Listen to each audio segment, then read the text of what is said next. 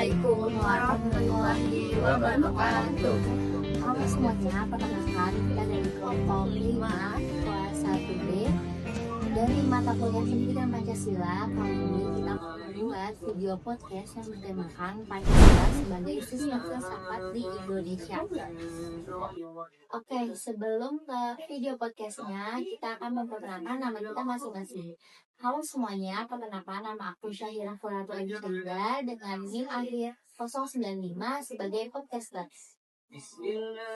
Aku Muhammad Bawas Kaloyan dengan NIM akhir 148 sebagai podcaster. Aku Siti Khairiyah dengan NIM akhir 106 sebagai narasumber. Aku Nela Zahra Nisa dengan NIM akhir 102 sebagai narasumber. Aku Fadil Muhammad Ramadan dengan NIM akhir 112 sebagai narasumber. Halo semuanya, aku Syara Nusyana Greg Rameswara dengan NIM akhir 100. Aku sebagai narasumber.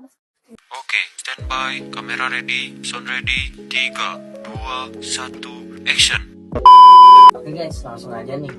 Kalau ditanya apa sih yang bikin Indonesia itu tetap solid sampai sekarang?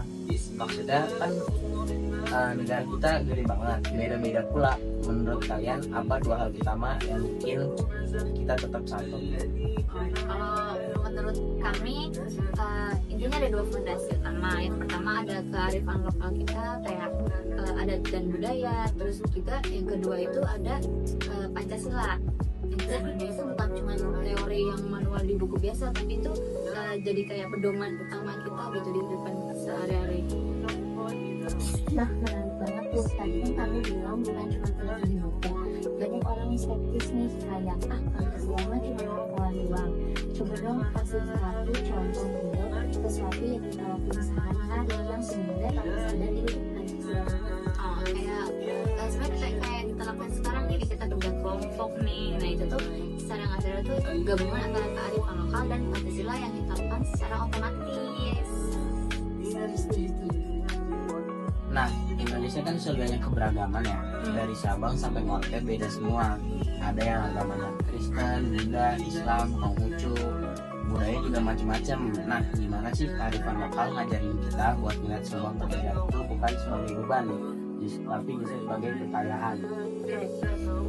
Jadi kearifan lokal itu sebenarnya tuh kayak mesin pendorong utama bagi kita ya, karena dia itu bikin kita sadar bahwa semua agama, suku itu bukan penghalang, itu bukan masalah, melainkan itu harta karun yang membuat bangsa kita unik dan kaya, jadi beragam.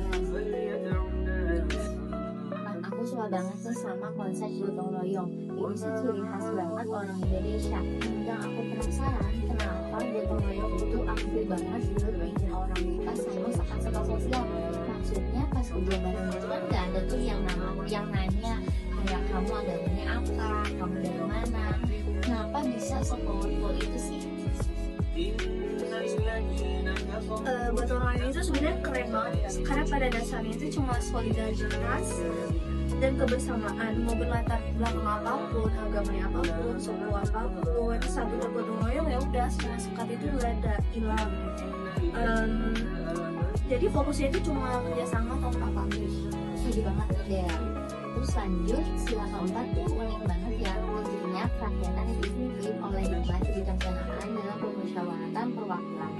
Aku sering banget notice nih, sampai urusan kecil kayak gantiin jadwal kerja bakti RT aja harus musyawarah dulu. Kenapa sih kita segitunya sama musyawarah untuk mencapai mufakat? Apa bedanya sama sistem voting biasa yang lebih cepat? Kan pada dasarnya Indonesia merupakan negara demokrasi. Di setiap warga negara hak menyampaikan pendapat masing-masing. Jadi nggak ada tuh setiap warga yang literasi karena nggak didengarkan pendapatnya. Karena itulah disinilah peran dari sila keempat yang memastikan bahwa musyawarah dan mufakat merupakan cara paling demokratis dan adil untuk mengambil keputusan. Semuanya harus dilibatkan dan sepakat, sama aja di RT hingga urusan negara.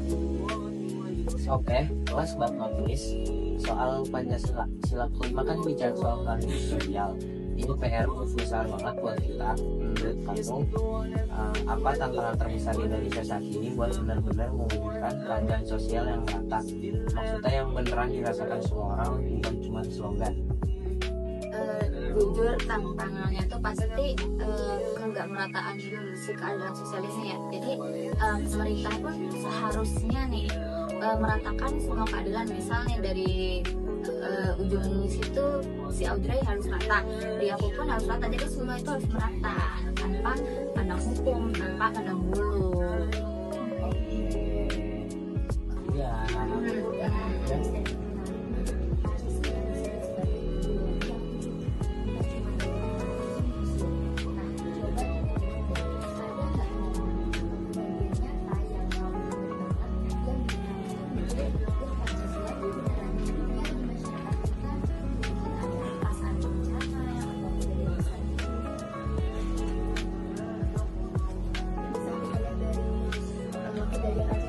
Kemarin kan kita kan pasti banyak banget ya ada berita-beritanya gitu kan tentang bencana Aceh. Nah di situ juga tuh pasti tuh masyarakat tanpa meminta tolong juga pasti akan gotong royong, dan itu pasti lintas agama, tidak memandang bulu, memandang suku, memandang gender gitu.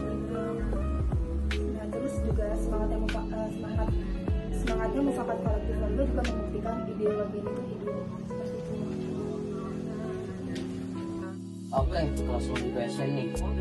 Kalau ada yang bilang, Pancasila itu cuma di buku pelajaran PKN doang, apa argumen paling kuat kamu buat membangkitkan? Apa bukti paling real yang bikin kamu yakin kalau nilai Pancasila itu benar-benar ngalir di nadi kehidupan bangsa kita?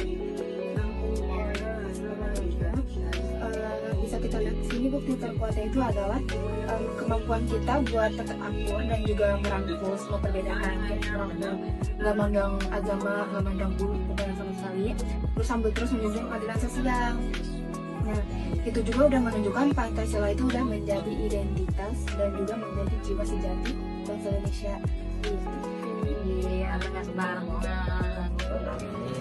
Oke, sekian video podcast dari kita. Terima kasih